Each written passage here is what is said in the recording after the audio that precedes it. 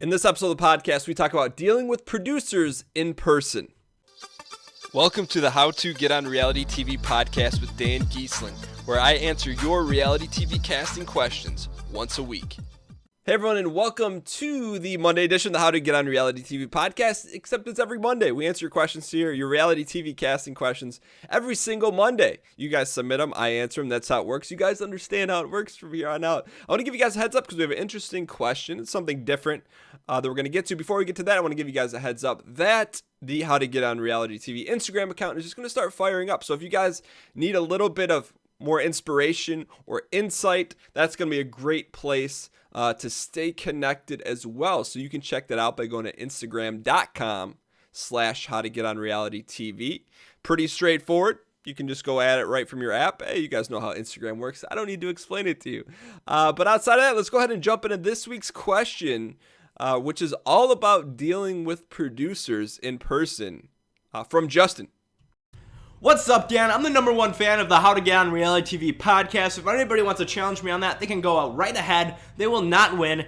I have a very important question for you today, and that's a fact. If you're lucky enough to meet a casting producer, whether it be at a very stupid open casting call or a great semifinal interview, is it okay to be cocky and rude to them if you're a cocky and rude character? Not necessarily through words, but more through actions. For example, if I were to shut the door in their face instead of opening the door for them, walking into a room, would that completely doom my chances, or will that give some authenticity to my reality TV character? Let me know, Dan. Either way, it's a great question. A few weeks ago, somebody already had a copy of the book. I also have a copy, but unlike them, I'm going to ask you to keep it to yourself this week. I mean, it's a great book, has a lot of great information, and I don't have my competition to know as much as I do. Thanks, Dan. All right, Justin, so you threw a lot on the table there. #1, you said you're the #1 fan of this podcast. And not only that, you issued a challenge out there. That's definitely a unique take, and to your credit, because of that, I bumped your question all the way to the top. So things like that sometimes are able to catch attentions, not only in answering podcasts, but also in other ways, in particular in reality TV. So your big question is, hey, when you meet a casting producer in person, is it okay to be cocky and or rude? Well, I have a couple things for you. #1, if you have to ask that, it may be part of an act, right? Because people that are cocky and people that are rude don't really consider others, or especially if they're rude. You gave the example of shutting the door in front of a producer.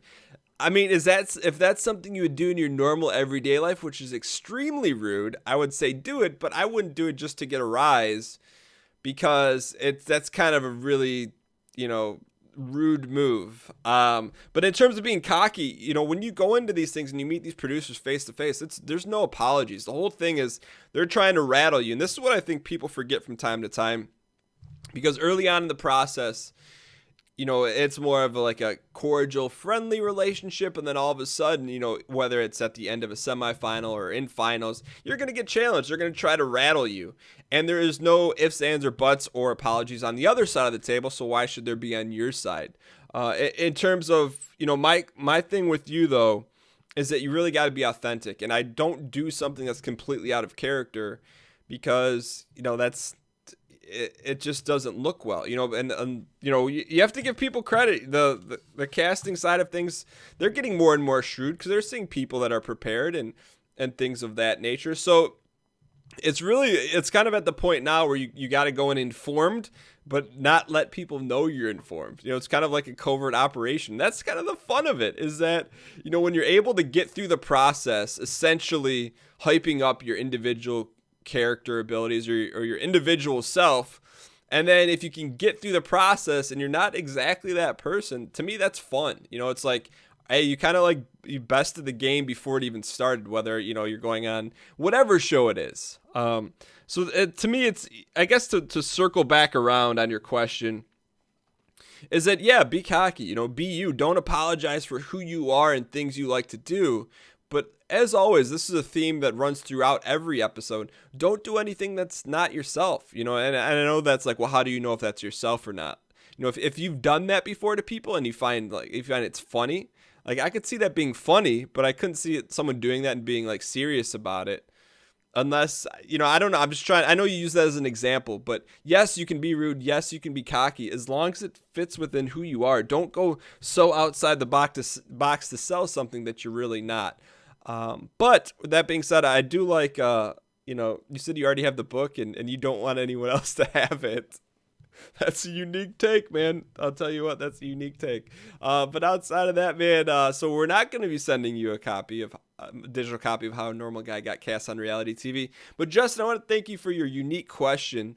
And I hope a lot of people take from this the fact that, look, everything's up now. People understand what's out there. People understand that, more people are getting equipped with more and more information. And a lot of people don't like that. But, for you, who cares? It's just like who at this point in the game, who cares what they think? It's just a matter of how you control what you know and how you present yourself. At the bottom line of every reality TV casting call, that's what it comes down to.